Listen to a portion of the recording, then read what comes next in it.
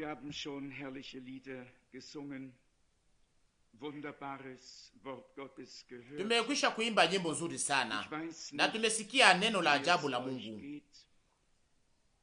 Sijue namna gani mnajisikia, lakini ninaguswa sana na neema ya Mungu na uongozi wa Roho Mtakatifu na mwongozo wake. Wakati tunapotazama nyuma, leo ndiyo siku ya mwisho ya mwaka huu. Wakati tunapotazama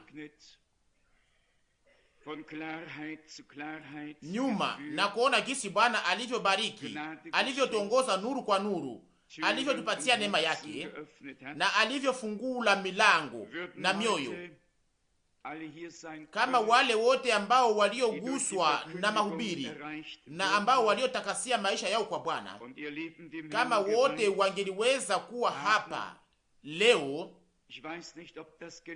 Sijui kama uwanja ungeliweza kutosha kwa mahali hapa kwa ajili ya kupokea watu wote. Tunashukuru sana Bwana, sana sana kwa ajili ya mavuno mengi ambayo inayofanyika katika nchi za Afrika. Inaonekana ya kwamba Roho wa Mungu anatumika duniani, ndiyo, na kose kwa namna ya nguvu hapa au huko, iwe majira ya nje au mambo mengine yote, lakini katika hali yote hesabu itajaa, itaenea, na Bwana atakuja kutafuta walio wake na kuwachukua nyumbani. Ndugu Chombo iko hapa leo wa kutoka Kinshasa huko Zaire. Wakati alipotayarisha makusanyiko ya mwisho huko, tulikuwa tumeguswa sisi sote na tukashangaa. Wakati nilipofika kwenye uwanja kubwa na nilipoona watu wengi walikuwa wamekusanyika, niliwaza ya kwamba chumba ilikuwa bado kufunguliwa, kwamba wote walikuwa kingoja nje, na kisha wakaniambia kwamba chumba imekwisha kujaa na watu 3500 kwa ndani, na watu wengi, kundi kubwa nje, walikuwa wamehuzunishwa. Ilikuwa ni mara ya kwanza nilipoona kwamba mlango ulikuwa karibu kubomolewa kwa sababu ya hiyo kundi kubwa iliyokuwa imekuja kwa ajili ya kusikia neno la Mungu. Na ni wakati iposema ya kwamba tunataka tuweke malansi vwa nje ili watu wote waweze kusikia, kundi ikatomboka. Pia hata watu wa utaratibu walitaka waweze kuweka utaratibu, na ndugu moja aliweza kuumizwa, na kisha akakuja kwangu akaniambia, ndugu Frank, nilikuja kwa ajili ya kusikia neno la Mungu, na tazama sasa mpolisi amenipiga. Nataka kuambia tu hii ni kwa kiwango gani njaa ya neno la Mungu ni kubwa sana. Tunashukuru pia Bwana kwa sababu tuna wandugu wa lugha ya Kifaransa ambao wanaochukua neno ndani ya nchi hizo zote, wakiwa katika roho moja, na pia wanaweza kuyafikia kupitia maandiko na vitabu. Naamini kwa ujumla tuko natumikia nchi 134, nayo sio bure. Inawezekana ya kwamba wakati tunapokuwa hapa pamoja na tunapoona hii chumba yetu nyepesi iliyo hapa Ujerumani,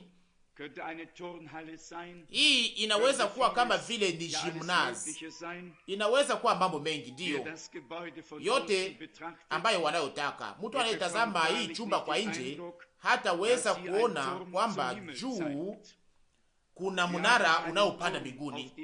Hatuna munara juu ya hii nyumba inayoonyesha mpaka mbinguni, lakini tuna hapa watu wa Mungu ambao wanaoonyesha njia ya kwenda mbinguni kupitia neno la Bwana. Katika uaminifu wote wa ndugu yetu waliweza pia kutangaza neno la Bwana katika mahali hapa, nasi tunashukuru Mungu sana kwa moyo wetu wote. Tutaingia katika maelezo ya hayo wakati wa makusanyiko itakayokuja, sana sana inayohusu mwendeleo wa hii miaka 10 iliyopita.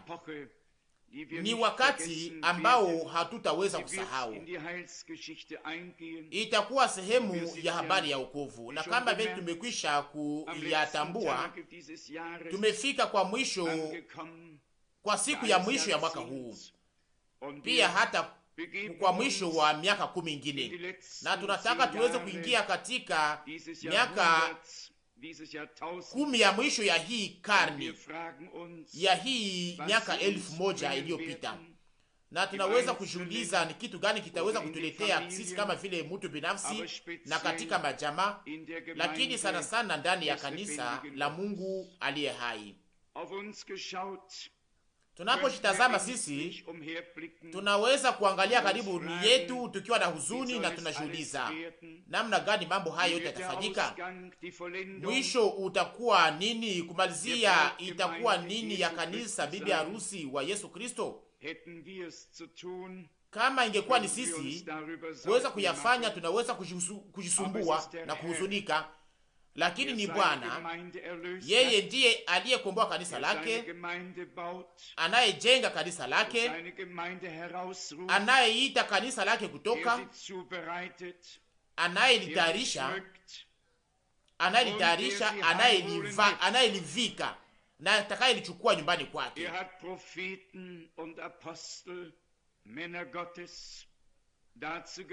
Alitumikisha wa mitume na manabii, watu wa Mungu, kwa ajili ya kutangaza injili yake, lakini hakuna mmoja katikati yetu aliyeweza kuokoa hata nafsi moja au kufungua au kuponya hata mtu mmoja. Tunatangaza tu injili au habari njema, lakini Bwana ndiye anayeokoa, Bwana ndiye anayefungua, ni Bwana ndiye anayebariki. Sisi tuna sehemu tu katika utangazaji. Leo kwa hali njema, ndugu Kupka aliweza kuniita kutoka Prague. Alikuwa na mambo mengi ya kuweza kunielezea, akasema kwamba furaha ni kubwa mahali pote kuhusu yale inayofanyika sasa, na mniamini. Na hivyo hivyo, kama vile makabila na mataifa walivyovunja nira iliyokuwa imewekwa juu yao na wakafunguliwa kwa huru, acha basi Mungu aweze kutupatia neema yake, ili kila nira yote ya kizehebu iliyowekwa juu ya taifa iweze kuvunjwa, na Bwana aweze kutupatia neema yake. Glasnost, perestroika, mabadiliko inayotokea mpaka kwa injili ya ujao na kurudishiwa kwa ujao kwa mambo yote, kama vile ilivyokuwa katika Ukristo wa kwanza.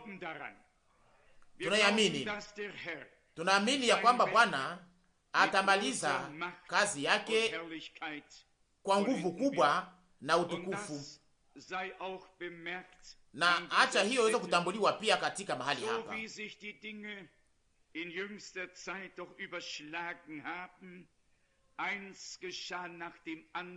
Kama vile mambo yalivyoharakisha katika wakati uliopita, mambo yalikuwa yakifuatana. Kila siku ungeliweza kutambua ya kwamba kuna kitu fulani kilichokuwa kifanyika. Tunapokumbuka maandamano ya Prague kuna miaka 20 iliyopita, kuna mambo mengi yaliyopitikana ikifuatana katika wakati huu uliopita. Hii mabadiliko makubwa yaliweza pia kufuatana. Wapendwa, kazi ya Mungu wetu wakati itakapokuwa imeanza, mambo yatafuatana moja baada ya nyingine, na tutaweza hata kushindwa kufuatilia yote. Ya lazima ni kwamba tuweze kufuata, tupate sehemu. Bwana ataweza kuchukua tena ushindi kubwa ambao unaomstahili. Nishaka kuisema mara nyingi, wakati mkombozi wetu alipokufa hapo Golgota, watu nikusema mbele ya macho ya watu wa dunia hii walikuwa wakiwaza ya kwamba yote ilikuwa imemalizika, yote ilikuwa imekwisha. Mwanaume wa Galilaya alikuwa ameshindwa, na walikuwa wakimfuata wakikata tumaini, wakisambazwa na wale waliokuwa wakimfuata wakasambazwa, wakafukuzwa, lakini alikuwa hayashindwa. Ilikuwa imeandikwa ndani ya nabii Zekaria, piga mchungaji na kondoo zitasambazwa. Kila neno la andiko lingepashwa kutimilika, lakini kwa saha ambayo iliyokuwa ikionekana kwa nje kama vile ilikuwa ni kushindwa kubwa, Mungu alitupatia ushindi kubwa, ushindi ulio mkubwa hapo Golgotha. Pale alijipatanisha pamoja na wanadamu, alitoa kibambazi ya kutenganisha, alipasua barua ya kuhukumu, alileta salama kwa wale waliokuwa karibu na wale ambao waliokuwa mbali. Waliokuwa karibu ni taifa la Israeli, waliokuwa mbali ni watu wa mataifa. Mungu alituletea salama kupitia Yesu Kristo Bwana wetu. Na iko hivyo hivyo pia katika wakati huu, kundi kidogo lililosambazwa huku na huko, na sio watu walio na heshima kubwa.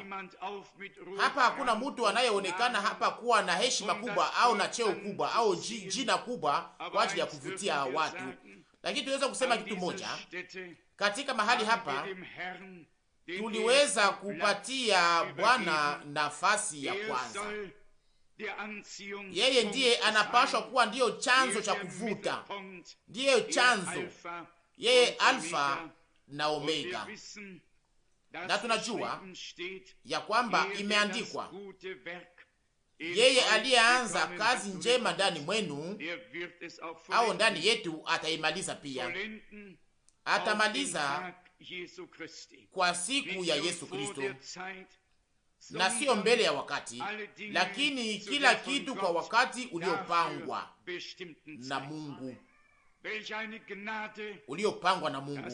Ni neema gani ambayo tunayo ya kuweza kuona leo shauri ya wokovu wa Mungu wetu kwa namna iliyo wazi kuliko gisi ilivyokuwa mbele, kwamba tunaweza kuona leo mpango huu wa wokovu wa kiungu ukitimilika mbele ya macho yetu, kuona ikifika kwa utimilifu wake na kumalizika kwake. Hiyo yote ni neema isiyoweza kuelezeka.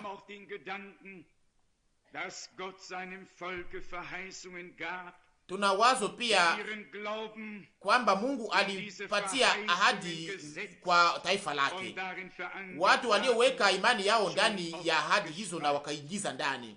Cha kuizungumzia hiyo, watu ambao waliofanya mazoezi ya Mungu, waliopokea ahadi, walikuwa wakisimama juu ya neno lake, na walikuwa wakichukua tumaini iliyo hai ndani ya mioyo yao, kwa sababu walikuwa wamefanya kukutanana, wakafanya mazoezi pamoja na Mungu aliye hai. Kuona gisi ni vema kuona gisi mweza yote mtakatifu alivyojishusha, jinyenyekeza, akajifunua kwa wanadamu, akajifunua kwa wale anaojua kwamba watamuamini, watamtumainia na kumfuata, na yale ambayo anayowaambia wanayafanya. Ndugu na dada wapendwa, tunayapenda, tunaikubali kama vile heri ya kuweza kusanyika mbele ya uso wa Mungu. Makusanyiko yetu hayatayarishwe ikiwa na programu iliyo tofauti kama vile inakuwaka huko mara nyingi. Tangu mwanzo tuliweza kupatia mamlaka kwenye neno la Mungu, nafasi ya kwanza. Najiruhusu kuweza kuleta hii maneno, na tutaweza kufurahi, tutafurahi tena leo. Tutafurahi tena leo kwa ajili ya nyimbo zote, iwe za mtu mmoja au za kwaya yote nzima. Mtu ambaye aliyeweza kupiga kitu fulani muweze kutujulisha, kwa maana kupitia nyimbo nayo Bwana anazungumzia mioyo yetu. Lakini sisi hatufanye kutengeneza anga au kutengeneza wakati. Tunataka tu ili Bwana aweze kuheshimiwa na kutukuzwa katika yote, na aweze kutambuliwa kwa namna inayostahili, na aweze kupokea inayompendeza. Kama watu wote wangeweza kusikia kitu moja kama vile mimi, tungeliweza kuanza kuabudu na kushukuru Mungu na kusifu Mungu, kutukuza jina lake na kumsifu, kwa maana alifanya mambo makubwa kwa ajili yetu na ndani yetu. Hiyo mambo ilituangukia kwa upole sana, na tuliweza kupokea urithi kubwa, sehemu kubwa. Kuna kitu fulani kilicho kubwa kuliko jinsi Mungu aliweza kujifunua kwa wanadamu na kuweza kufanya mtu mwana wa mtu, kufanya mwana wa mtu kuwa mwana wa Mungu, kuweza kuwa aligeuza mioyo yetu na kuziunga pamoja naye, na kuweza kuweka ndani utiifu, kuweza kutupatia kutaka kumpenda, kumfuata, kutaka kumfuata na hizi madesturi zote, hizi matafsiri zote, madesturi zote za kizehebu tuweze kugeukia mbali, tuzigeukie mbali, twende mbali nazo, na tuweze kuacha neno andiko takatifu liweze kuingia kwa imani, kama vile tulishaka sikia mara nyingi. Jana jioni, mbingu na dunia itapita, lakini neno la Mungu litapita na kudumu milele, litadumu milele samani. Na Petro anasema hili ndilo neno tulilowatangazia kama vile habari njema, na sio maneno mengine, na sio habari njema nyingine, lakini neno la Mungu wetu, kama vile injili ya utukufu ya Yesu Kristo Bwana wetu. Mniruhusu niweze kusoma shairi fulani za Biblia. Ninaguswa sana kuona kwamba hii ndiyo siku ya mwisho ya mwaka huu. Ninaguswa sana kuweza kuona jinsi Mungu alikuwa pamoja nasi kwa namna ya kuonekana, kwa namna ya kukamatika, na tunaamini ya kwamba atakuwa pamoja nasi mpaka tuweze kumwona. Mniruhusu niweze kusoma ndani ya Injili ya Yohana sura 7 mstari wa 37. Yohana 7 mstari wa 37. Hata siku ya mwisho, siku ile kubwa ya karamu, Yesu akasimama akapaza sauti yake akisema, mtu akiona kiu aje kwangu anywe. Mstari wa 38. Yeye anayeniamini mimi, kama maandiko yanavyosema, mito ya maji ya uzima itatoka tumbo lake. 39. Neno hili alisema juu ya Roho Mtakatifu ambaye wale wenye kumwamini watapokea, kwa sababu Roho Mtakatifu alikuwa haja kuja bado, kwa sababu Yesu alikuwa haja tukuzwa bado. Mito ya maji ya uzima ingepashwa kutoka wakati Roho atakapokuwa amemiminwa na waamini walipokuwa wamekwisha kujazwa nayo. Hiyo ingepashwa kutokea na kububujika, na sio tu kidogo, lakini kwa ujao. Yesu alisema, nilikuja ili muwe na uzima, na muwe na uzima kwa wingi, kwa wingi. Yeye ana ujao, ana wingi, naye alimimina kwa siku ya Pentekoste. Ndugu Branamu aliweza kuisema kwa namna iliyo njema. Alisema yote iliyokuwa ndani ya Mungu ilimiminwa na kuonekana ndani ya Kristo. Yale yote iliyokuwa ndani ya Kristo ilimwangwa ndani ya kanisa, ikamiminwa ndani ya kanisa, ikawekwa ndani ya kanisa. Wapendwa, kanisa linaunda mwili wa Bwana na Kristo ndiye kichwa. Na ndiyo maana uzima wa Mungu kama vile ilivyokuwa ndani ya kichwa na uko tena ndani ya viungo vyote, na ndani ya viungo vyake muna uzima wa kiungu, ndiyo uzima wa milele kwa neema. Na hiyo nayo tuishaka kuisema, ndani ya mwili ulio hai wa Yesu Kristo hamuwezi kuwa viungo vilivyokufa. Nabii Ezekieli aliona wakati ule mifupa iliyokufa, na wakamuuliza, hii mifupa inaweza kuwa tani tena uzima? Akajibu, Bwana unajua. Na jibu ikakuja, zungumuza, sema na mifupa hii iliyokufa mikavu, na uiambie ya kwamba inapaswa kuishi tena. Na nabii akatamka yale ambayo Bwana aliyokuwa amemwagiza, na ikafika mbele ya macho yake, uzima ikaingia ndani ya hiyo mifupa mikavu, na ikasimama juu ya miguu yao.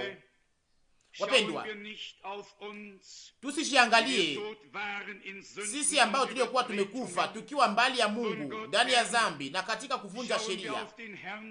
Tutazame Bwana aliyetoa neno lake na aliyemimina damu yake, aliyekuja ili atukomboe na ili atupatie uzima wa Mungu. Acha neno hili liweze kuambiwa kwa wale wote ambao hawajaweza kutakasia maisha yao kwa Mungu, ili wale ambao wasiokumbuka siku ambayo waliokutanana na Mungu na walioweza kufanya mazoezi yao wenyewe pamoja na Bwana.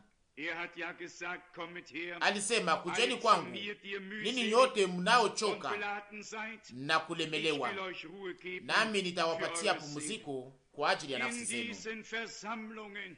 Ndani ya makusanyiko haya Mungu anataka azungumuzie kila mtu,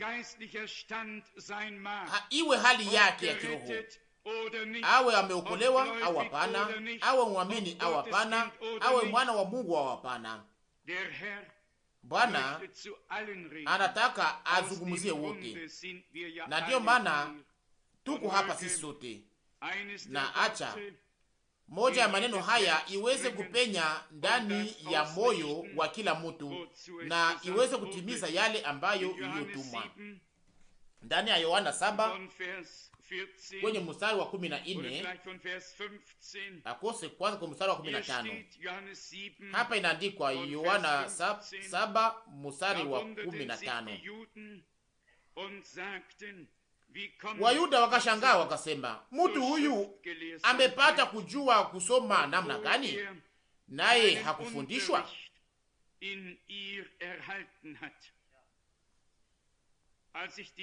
Naye hakufundishwa?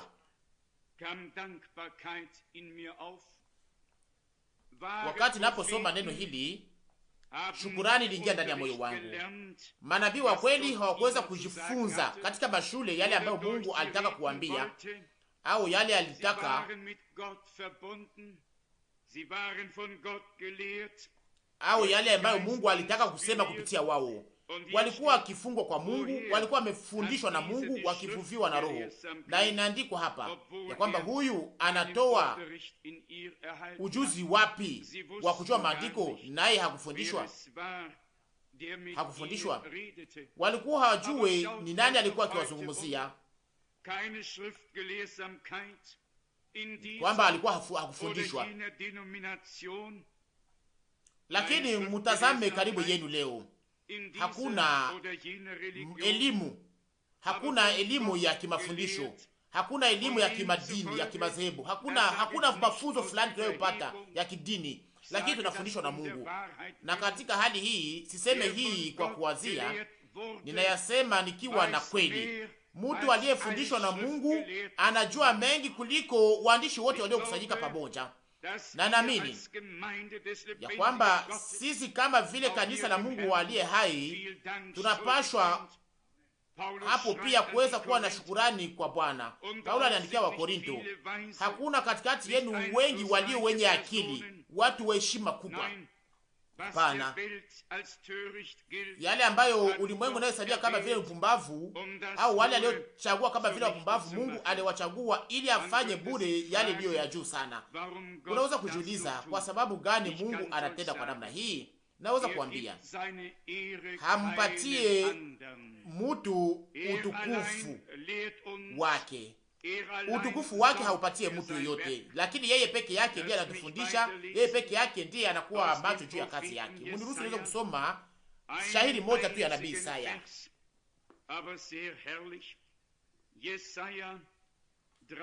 Lakini ajabu sana.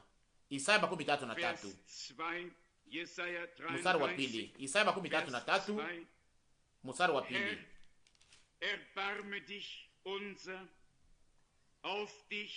Isaya 33 mstari wa pili. E Bwana, uturehemu, tumekungojea wewe, uwe mkono wetu kila asubuhi, ukovu wetu vile vile wakati wa taabu.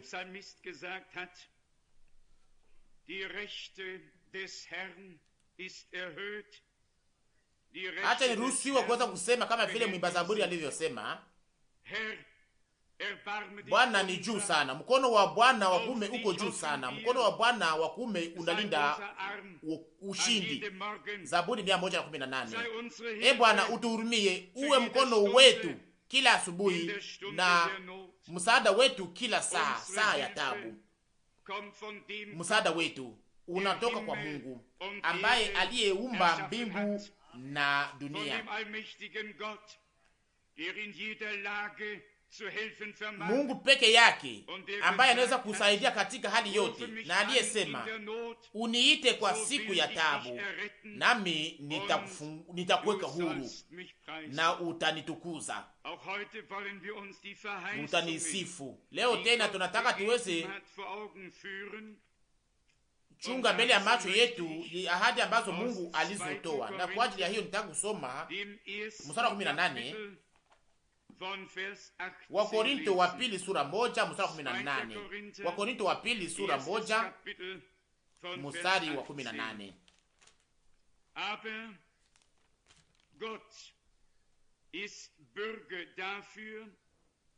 Lakini kama Mungu alivyo mwaminifu, neno letu kwenu si ndiyo na sio, si ndiyo na sio, lakini ni ndiyo na amina.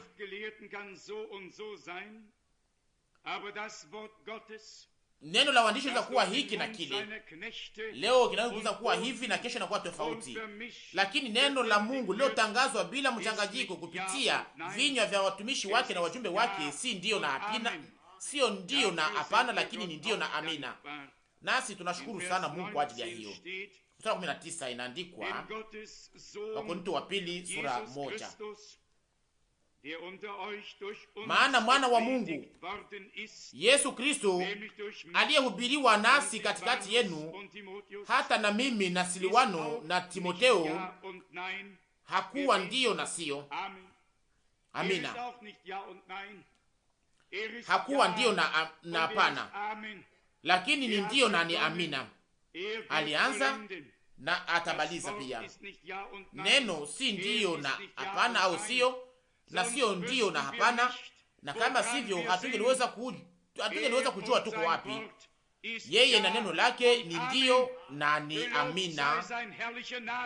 Jina lake la utukufu liweze kusifiwa kwa ajili ya hiyo, na ni ndani yake na katika neno lake ndimo tuliweza kuingizwa, na ndiyo maana hatuko wa ndiyo na hapana, lakini sisi ni ndiyo na amina, kama vile wavulana na wasichana wa Mungu waliozaliwa upya kwa ajili ya tumaini iliyo hai.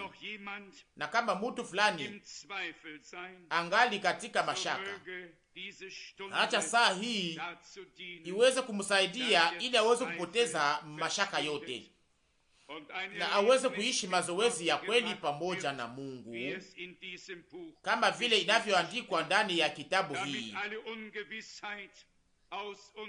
kama vile inavyoshuhudiwa ndani ya kitabu hii, mazoezi pamoja na Mungu, ili mashaka yote iweze kutosha ndani yetu, na tuweze kusema ya kwamba roho wake anashuhudia roho yetu ya kwamba sisi ni wana wa Mungu, na tuweze kusema kwamba tumetoka katika kifo tukiingia katika uzima. Tuweze kusema tulikuwa tumepotea, lakini tumeokolewa sasa kwa neema. Na kisha kuendelea kwenye mstari wa 20, Wakorintho wa pili sura 1, kwa sababu ahadi zote za Mungu katika yeye ni ndiyo, na katika yeye ni amina. Mungu apate utukufu nasi.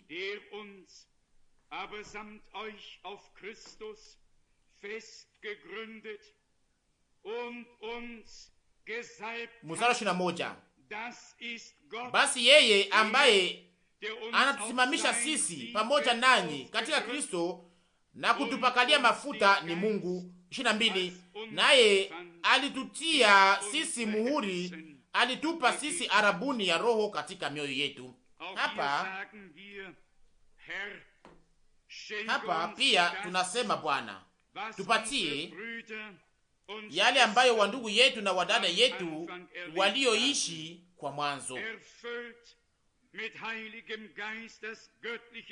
Tuwe tumejazwa na Roho Mtakatifu, tukichukua muhuri wa Mungu ndani yetu na ndani yao, na tukijua ya kwamba sisi ni mali ya Mungu, tuliowekwa muhuri na Mungu. Wapendwa, wakati wa kurudi kwa Yesu Kristo, mambo haya yatakuwa na maana kubwa sana.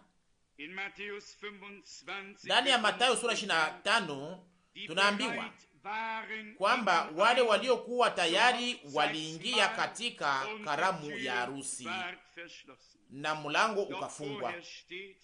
Lakini mbele ya hayo inasemeka kwamba walikuwa wamejaza mataa yao kwa mafuta, walienda na machupa ili waweze kujaza tena mataa zao, ili waweze kuongeza ndani ya mataa zao. Acha Bwana aweze kutufanyia neema, atufanyie neema tuweze kuwa wabikira wasafi, tuweze kuwa na mafuta ndani ya taa na tuweze kuwa na mafuta ndani ya machupa, tuweze kuwa tumepata arabuni ya Roho Mtakatifu, tuweze kuwa tumejaza Roho Mtakatifu. Inaandikwa kuhusu Yesu Kristo kwamba alikuwa amepakaliwa na kisha akaenda akiwa na roho yule moja, akaanza kuponya na kufanya mema karibu yake.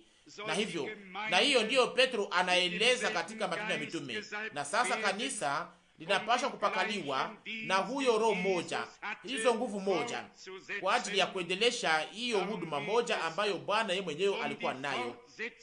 Hiyo ndiyo inahusika sasa kuendelesha huduma ya Yesu Kristo. Alipakaliwa kwa ajili ya hiyo, nasi pia tunapaswa kupakaliwa ili tuweze kufuata, kuendelesha huduma tukiwa na mamlaka ya kiungu.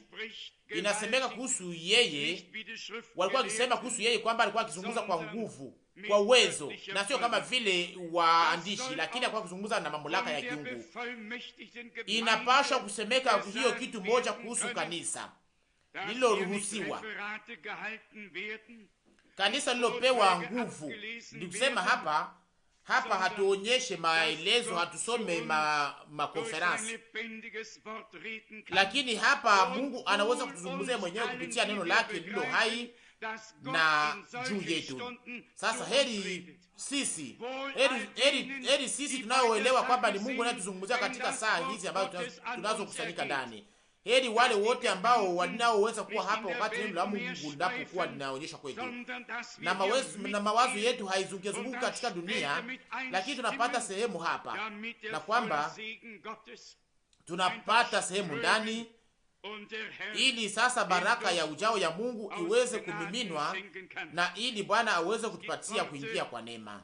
Kuna maneno ndani ya Agano la Kale na ndani ya Agano Jipya ambayo yanaweza kulingana na kuweza kulinganishwa na wakati huu, na ningetaka niweze kusoma andiko ya nabii Hagai.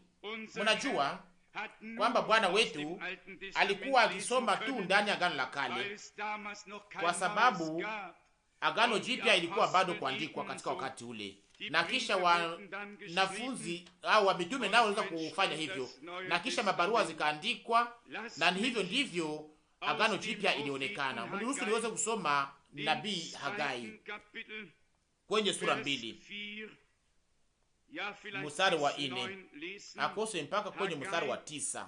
Hagai sura 2, Hagai sura 2 kwenye mstari wa 4 mpaka mstari wa 9. So lautet der Ausspruch des Herrn, und sei getrost, Josua, lakini sasa uwe na nguvu, Zerubabeli, Bwana anasema, na uwe na nguvu, Yoshua mwana wa Yosadaki, mkubwa wa makuhani, na muwe na nguvu ninyi watu wote wa nchi, Bwana anasema. Na sio wale watu wawili walikuwa wakitimiza huduma, lakini wale wote waliopata sehemu ndani wanapashwa kuwekwa nguvu na kufarijiwa. Hayo ni matamshi ya Bwana. Bwana anasema, Bwana anasema, nafanyeni kazi, kwa maana mimi ni pamoja nanyi, Bwana wa majeshi anasema. Unaweza kujiuliza mara nyingi, kweli hii ina maana? Weza kuhubiri, weza kuandika vitabu, ndiyo, hii ina maana, ina lengo, na waza kwamba tungekuwa vema tuweze kufanya tena zaidi, kwa maana Bwana yeye mwenyewe alisema kwamba mtumike, mtende mpaka niweze kuja. Mtumike mpaka wakati wote ingali mchana, mtumike wakati wote ingali mchana, kwa maana usiku nakuja na hakuna mtu anayeweza kutumika. Ningelipenda ili kitendo cha Mungu kiweze kuanza kweli kweli kwa wakati huu, ili yale yote iliyofanyika mpaka sasa iweze kuwa ni matayarisho na kuingizwa. Mwisikie yale inaandikwa kwenye mstari wa 5, Hagai sura 2. Sawasawa na neno nililopatana pamoja nanyi wakati mulipotoka Misri, ingali ile ile, na roho yangu ilipokaa katikati yenu, musiogope. Kulikuwa miaka mingi iliyopitikana tangu Bwana aliposema matamshi hayo, maneno haya. Anasoma tena mstari wa 5, Hagai 2, Hagai 2. Sawasawa na neno nililopatana nanyi pamoja nanyi mulipotoka, wakati mulipotoka Misri, na roho yangu alipofanya kazi katikati yenu, musiogope. Ahadi ambayo Bwana alivyotoa kwa mwanzo wa kanisa la Agano Jipya inabaki ile ile mpaka kazi iweze kuwa imemalizika. Roho wa Mungu ambaye aliyemiminwa kwenye siku ya Pentekosti inabaki tu ikimiminwa, haina hitaji ya kuweza kumiminwa tena kwa mara ya pili. Na hivyo hivyo, kama vile Kristo naye hana hitaji tena ya kuweza kusulubishwa kwa mara ya pili, Roho wa Mungu naye alishaka miminwa, mbingu ziko wazi, na Roho wa Mungu anatawala na kutenda katikati yetu, na mtu anayejifungua na anayefungua kinywa chake, Mungu ataijaza na moyo wake pia. Si lazima kuweza kuomba kwa ajili ya kupokea kumiminwa kwa Roho. Inaomba kuomba au inahusu kuomba, inafaa kuomba kwa ajili ya kuipokea sasa Roho ambayo ilishaka miminwa. Tunaelewa tofauti. Tunaishi katika siku ya wokovu, katika mwaka wa uliokubaliwa. Baragumu ya Injili inasikilikana, na wale wote wanaosikia wanatoka wakiwa huru, wanarudia katika mji wao. Anasoma tena mstari wa 5, sawasawa na neno nililopatana pamoja nanyi. Hakuna mtu, lakini Bwana mwenyewe alifanya wakati mulipotoka Misri na roho yangu ilipokaa pamoja nanyi, msiogope. Wangapi wanaoamini ya kwamba roho wa Mungu anatenda na kufanya kazi katikati yetu? Na sasa msiogope. Woga hauko katika upendo. Inaomba ili tuweze kuelewa mara moja tu ya kwamba woga wote unapaswa kuachwa na imani ambayo iliyoshinda ulimwengu iweze kututawala, na kama vile Paulo alivyosema, tunaweza kufanya pia. Tunaweza kusema ninaamini, na ndiyo maana ninasema neno la msalaba ni neno la ukombozi, ni neno la imani, kwa maana ni hapo ndipo yalipotimilika yale ambayo tunaweza kuishi tena, ambayo tunaweza kufanya pia mazoezi pamoja na Mungu leo. Usikie tena mstari wa 6. Kwa maana Bwana wa majeshi anasema hivi, mara moja tena, ni wakati kidogo, nitatetemesha mbingu na nchi na bahari na nchi kavu,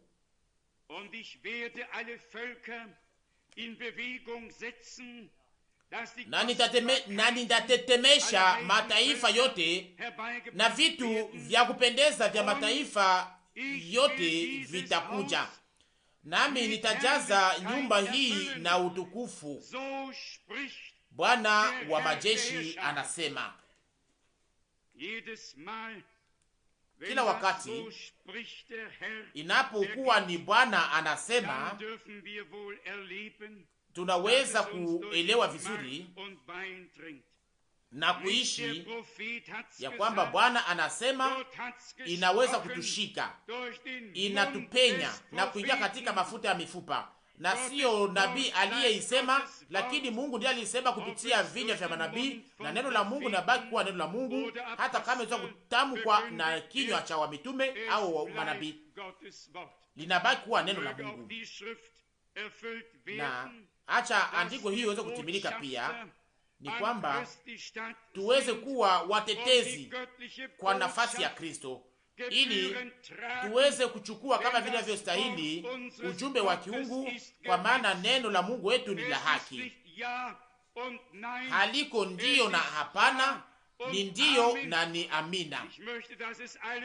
Ningetaka ili wote waweze kuijua na waishike kwenye moyo neno ambalo tulilofunuliwa. Mara nyingi inaitwa ni ujumbe wa wakati wa mwisho, kwa sababu linazungumzia na linasema kuhusu mambo iliyoahidiwa kwa wakati wa mwisho. Amina.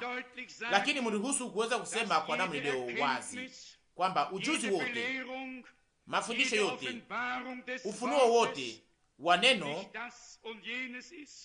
sio hiki na kisha kesho iweze kuwa kitu kingine, na sio ndiyo na hapana, lakini ni ndiyo na ni amina kwa ajili ya utukufu wa Mungu katikati yetu.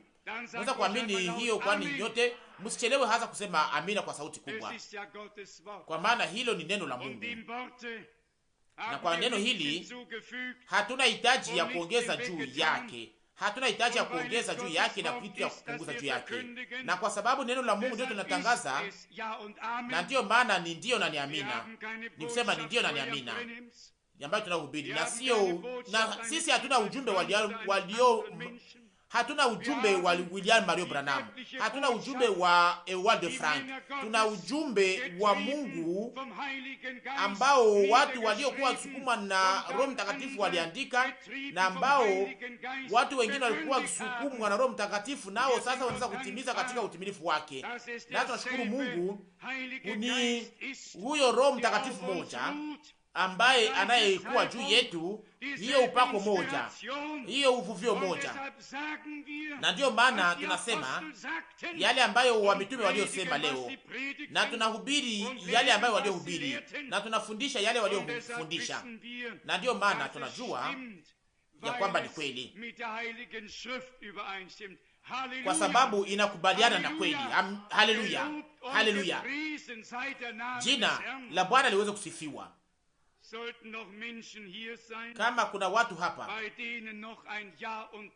ambao wangali na ndio na hapana, tunahitaji ya kuweza kuambia musifanye dhambi kwa Bwana na kufanya dhambi kwa neno la Mungu mkishakia, lakini mgeuke kuwa kwa moyo wote waamini ndani ya Yesu Kristo na ndani ya neno lake, na sio ndio na hapana. Tumesoma hivyo, neno lake sio ndio na hapana, ahadi zake ziko kama vile yeye ni ndio na ni amina. Wangapi wanaohitaji, wangapi walio na hitaji ndani mwao waweze kuchukua hiyo imani ya heri ya mbingu, ili wasiweze tena kusumbuliwa na mashaka, lakini waweze kuimba nyimbo za ushindi za Mungu wetu ndani ya hekalu ya wale waliohesabiwa haki na Mungu. Kuna watu kama hao hapa duniani leo tena ambao walioweza kuishi Mungu wao wenyewe, na mazoezi hayo yaliwaongoza ili waweze kuwa katika ushirika pamoja na Mungu na waweze kupokea neno lake. Musikie tena yale naandikwa kwenye mstari wa 9, mstari wa 9, Hagai sura 2. Utukufu wa mwisho wa nyumba hii utakuwa mkubwa kuliko ule wa kwanza, Bwana wa majeshi anasema.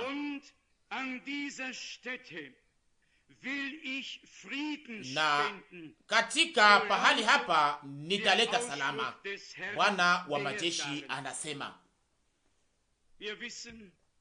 Tunajua kwamba Mungu alitupatia salama ndani ya Yesu Kristo Bwana wetu, ndiyo kwamba tulipatanishwa pamoja na Mungu. Hiyo nayo sio ndio na hapana, lakini ni ndio na amina, ni ndio na amina. Wapendwa, hakuna mtu ambaye angepashwa kukwaa juu ya Mungu na kumhuzunisha anaposhakia yale aliyosema, yale aliyoahidi na yale aliyotoa kwa neema, lakini kuweza kuamini kwa moyo wake wote. Utukufu itakuwa kubwa sana ya hekalu la ukuja yao ya hekalu hili kuliko iliyopita. Leo jana tuzungumza kuhusu hekalu la Bwana, nyumba ya Mungu wetu ndani ya Agano Jipya, na ningetaka niweze kusoma tena kwa mafupi ndani ya shairi moja ya Hagai. Inaandikwa kwenye mstari wa 15, Hagai sura 2 mstari wa 15, Hagai 2 mstari wa 15. Na sasa ninawaomba nyinyi, fikirini toka siku hii na nyuma, tangu bado lisipokuwa jiwe juu ya jiwe katika hekalu la Bwana. Siwezi kusoma yote, wakati haitoshi. Tunaweza kutazama nyuma, kuangalia nyuma kwa wakati fulani ambamo matunda yalikuwa bado mengi. Tunashukuru kwa ajili ya yale ambayo imekwisha kufanyika, kwa ajili ya yale ambayo imekwisha kufanyika na kufika, lakini tungependa tuweze kuingia katika sehemu hiyo au wakati ule ambamo tunaweza kuvuna mengi kuliko jinsi tulivyopanda. Unajua hiyo sheria ya kuzaa. Kama mtu fulani anapanda kipimo fulani ya ngano au kentali, hiyo ndio kipimo wanapimisha ngano. Kama mtu mmoja anapanda kilo moja ya kento, anaweza kuvuna kilo 10? Hapana, anaweza kuvuna zaidi sana ya hiyo yalipanda. Basi tusiweze kufurahishwa tu kwamba Mungu aliweza kupanda, lakini tuweze kufurahia kwamba tunaweza kuvuna mavuno mengi, mavuno nyingi, na uweza kuwa libarikiwa na Mungu. Nami nitaweza kufurahi sana kwa ajili ya hiyo. Kama kunaweza tu kuwa maelfu na maelfu, siweze kufurahia, lakini kama unaweza kuwa na mamilioni ingekuwa vema. Kuna mtu anaweza kupingana hiyo? Kuna mtu anaweza kuchukia hiyo? Hapana. Wakati Bwana alipozungumza na Abrahamu, alimwambia, tazama juu mbinguni na uhesabie nyota, na jibu ikakuja, na hivyo kama vile nyota haziwezi kuhesabiliwa zilizo mbinguni, na hivyo ndivyo uzao wako utakavyokuwa. na itakuwa kama vile mchanga wa bahari. Nami ni sehemu ya wale wanaoamini ya kwamba kifo cha Bwana wetu hapo msalabani wa Golgotha ilikuwa na maana, na kama vile nilivyosema hapa wakati uliopita, mavuno itavunwa kwa mwisho. Unaweza kuisoma ndani ya Mathayo sura 13. Mavuno inamaanisha mwisho wa dunia, wa mwisho wa wakati huu wa dunia, na Mungu atatuma wa malaika kwa ajili ya kumsaidia kuvuna vizuri. Wa malaika ni roho za watumishi wanaotuma kwa ajili ya upendo kwa wale wanaopasha kuurithi wokovu, wapasha kurithi heri. Kutakuwa tena mambo ya kimaajabu hapa duniani ndani ya kanisa la Mungu aliye hai, mambo ya kimaajabu. Tunataka tuweze kushitarisha kwa ajili ya hiyo. Agano Jipya ilianza na mambo ya kimaajabu. Kuzaliwa kwa Bwana wetu ilikuwa ni ya kimaajabu, lakini ilifanyika hapa duniani. Mtoto ambaye anapaswa kuzaliwa toka kwako anatoka kwa Roho Mtakatifu.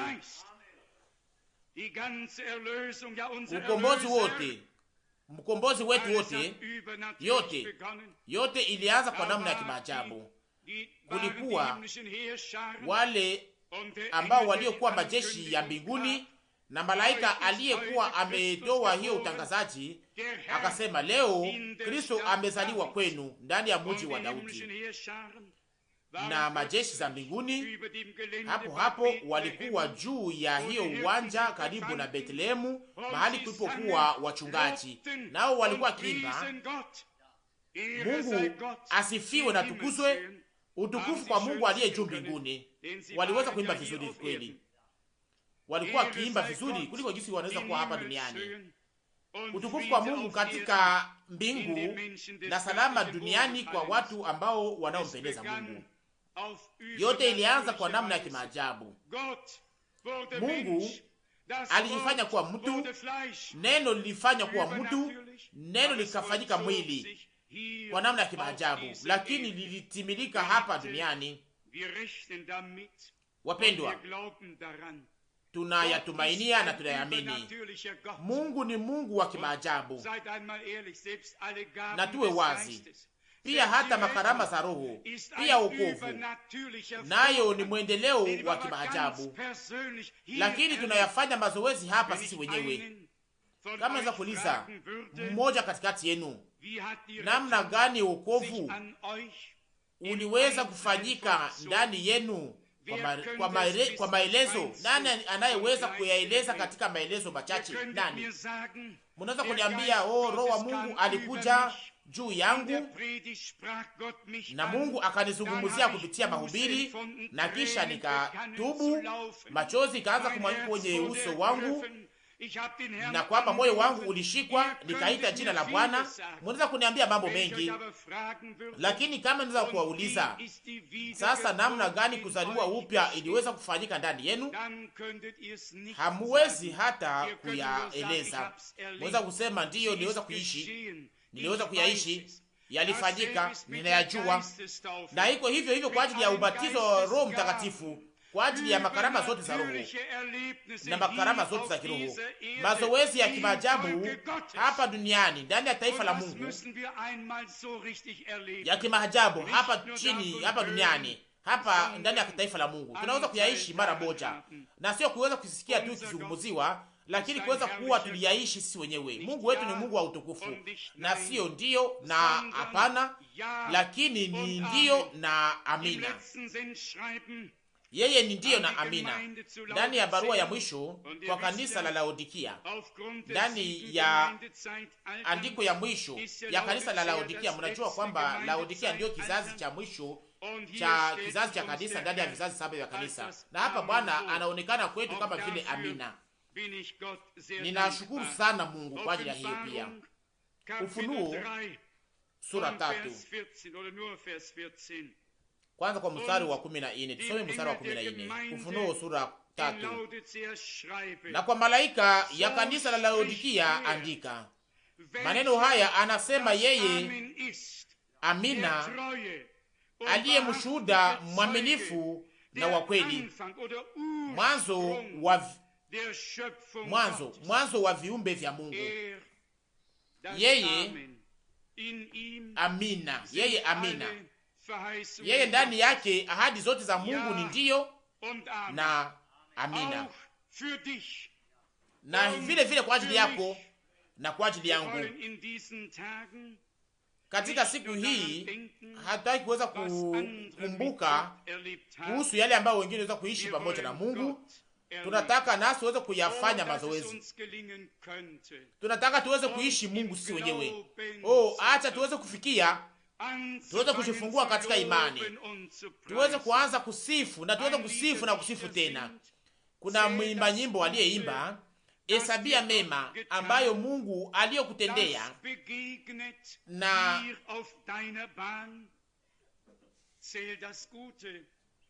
ndio hiyo iweze kuwa maisha yako kwenye njia yako. Hesabia mema ambayo Mungu aliyokutendea. Kumbuka siku ambayo Bwana aliyokuita. Kumbuka yote aliyokutendea kuwa mema.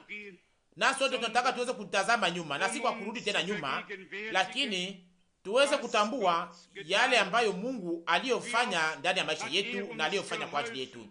Mara ngapi aliyetusaidia, alikuwa pamoja nasi katika hatari zote, alitulinda, alitupatia neema yake, na akatupatia neema juu ya neema. Nasi pia tunaweza kushuhudia ya kwamba tulipokea katika wingi wake neema juu ya neema. Kuna neno lingine tena ndani ya nabii Hagai, pia ndani ya hiyo sura moja ambayo nilitaka kuwasomea tena. Hagai sura 2 mstari wa 21 na sehemu moja ya mstari wa 22. Hagai 2:21. Sema kwa Zorobabeli mtawala wa Yuda ukisema, nitatetemesha mbingu na nchi, na nitaangusha kiti cha falme, na nitaharibu nguvu za falme za mataifa, na nitaangusha magari ya wapandaji ndani yao, na farasi na wapandaji wao watashuka. Mmesoma? Wapanda farashi na farashi zao wataangukia katika upanga mmoja kwa mwingine, watauana. Mekusha kusema yale ambayo Danieli aliyosema. Mungu anatosha wafalme na kuweka wengine. Anaweka wafalme, anaotoa wengine, anawatoa. Mungu anaongoza yote. Nawaambia kwa sababu gani? Yeye ni mfalme wa wafalme, na ufalme zote za dunia zote zitapotea, lakini ufalme wa Mungu unadumu milele na milele. Na tunaweza kusoma ndani ya nabii Danieli, inaandikwa katika siku ile Mungu ataleta ufalme ambao hautakuwa na mwisho, na falme zingine zote zitabomolewa, nazo zitamtumikia. Na kama tunaenda pia kwa Zekaria, imeandikwa kutakuwa ufalme mkubwa, ndipo Bwana atatawala, atakuwa mfalme, yeye peke yake Bwana. Mambo hayo yote yako hapa karibu, ipo karibu hapa. Kama Mungu anataka, tutaweza kuyaweka kwenye ukaratasi na kuonyesha hii kalendari ya Mungu na programu yake, ili tuweze kuona hii mpango wa Mungu, tuweze kuipatia kila mtu, tuweze kuona mambo yote na utimilifu wa mambo na kitaendelea katika mpango wa maandiko. Tumefika kwa saha hii, ni wakati ya ajabu sana. Siri zote zilifunuliwa, yale iliyokuwa imefichwa iliwekwa kwenye nuru. Siyo wakati tena wa matafsiri, lakini ni wakati wa ufunuo wa ujao wa Yesu Kristo na wa neno la Mungu. Tunashukuru pia Bwana kwa ajili ya hiyo. Leo au katika kizazi hiki watu kamata ujuzi waliopewa kama vile ndiyo kweli, na wakamata neno halisi kama vile ndiyo la uongo. Waligeuza mambo gisi yapasha kuwa, lakini Mungu atatupatia neema ili neno lake la kweli liweze kuonekana tena na liweze kuwekwa kwenye kinara cha taa, na ili watu waweze kuwa na uwezo ya kukamata maamuzi yao. Wangapi wanaokubaliana na mimi ili waseme ya kwamba sisi kama vile waliokombolewa tungelipenda ili tuweze kuona ukombozi wa Golgota ukitimilika ndani ya maisha yetu na igeuke kuwa uhakika ndani yetu? Mseme amina. Wangapi wanaokubaliana na hiyo pamoja nami ili waweze kusema ya kwamba wale wote ambao waliowekwa huru na Mungu waweze kuishi uhuru wao wenyewe kwa ajili ya kuweza kutumikia Bwana sawasawa na neno la andiko. Yule ambaye mwana anayeweka huru ameweka huru, amewekwa huru kweli kweli. Mseme tena ingine mara moja, amina. Jina la Bwana sifiwe. Wangapi wanaokubaliana pamoja na mimi ili waseme ya kwamba wale wote, nikisema wale waliopona, wale ambao washakapona hapo Golgota waweze kurudi nyumbani kwao leo wakiwa na uponyaji wao uliotimilika, waweze kuishi uponyaji wao, na sio kuweza kuuliza na kuweza kusihi, lakini kuweza kushukuru Bwana kwa imani kwa ajili ya uponyaji wake. Mseme amina. Na hatua hiyo ni lazima sana, na unapoweza kutambua kwamba wagonjwa mara nyingi wanakataka tumaini kwa kiwango hawawezi tena kuamini, na ndio maana tunapaswa kuwatetea, kuwasaidia, kuomba kwa ajili yao. Ninakumbuka mifano mbili, moja kwa ajili ya waamini. Wakati wale wanaume waine walipofungua paa ya nyumba na walipoweka mgonjwa mbele ya Yesu, imeandikwa wakati alipoona imani yao, na sio imani yake, lakini alipoona imani yao akasema, akaambia mtu yule, sasa dhambi zako zimesamehewa. Hakuona imani ya ule mtu mgonjwa, na hiyo pia inawezekana. Lakini kuna wengine wanaoombea wengine, mnaweza kuamini pia kwa ajili ya wengine. Huzuni ya wengine imeweza kuwa huzuni yenu, tunaweza kushiweka kwa moyo wote kwa nafasi ya mwingine. Basi acha Mungu atupatie neema.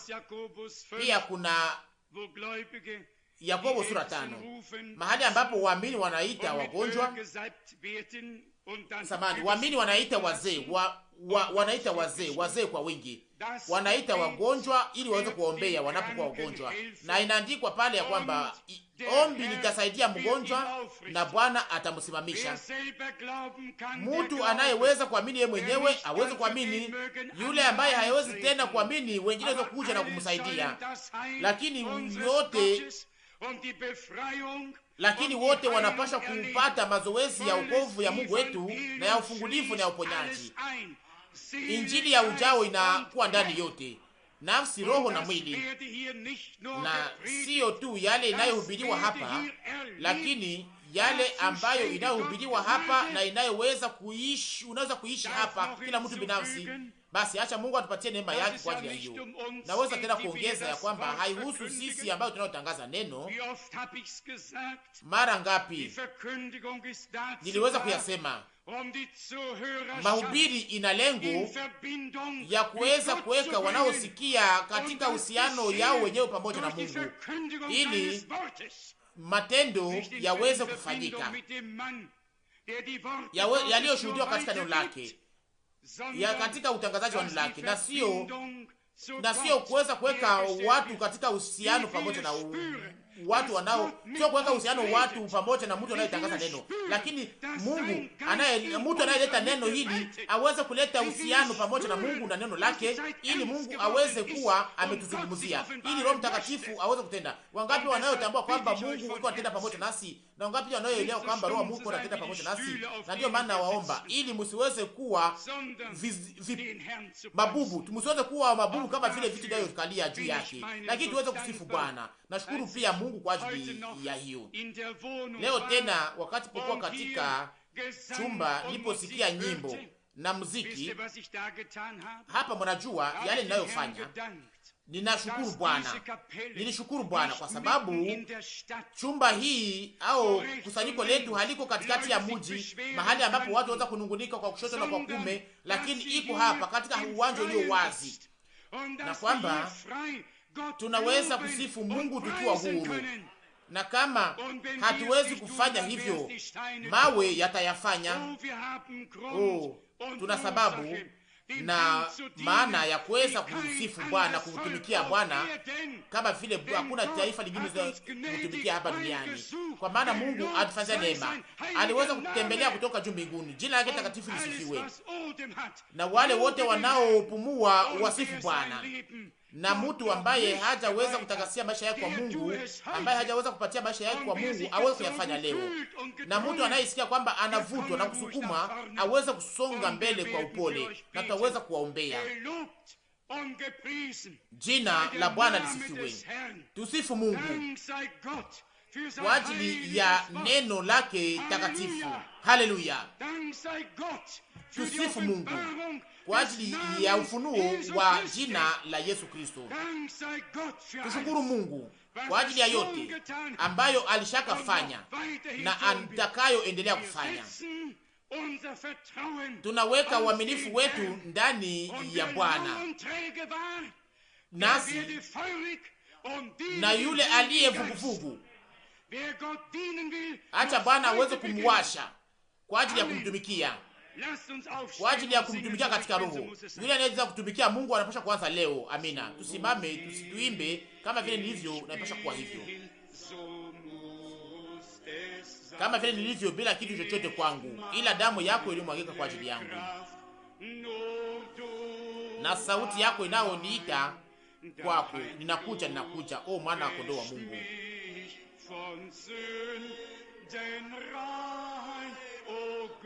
Ninakuja, ninakuja, o mwana kondoo wa Mungu.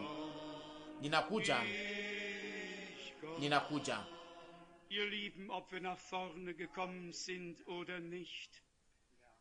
Wapendwa wangu, tuwe tulikuja mbele au hapana, Roho wa Mungu anatenda katikati yetu. Tuliona uwepo wa Bwana uko pamoja nasi, pia hata nguzo ya moto iko hapa. Tunasikia uwepo wa hapo hapo wa Bwana Mungu wetu.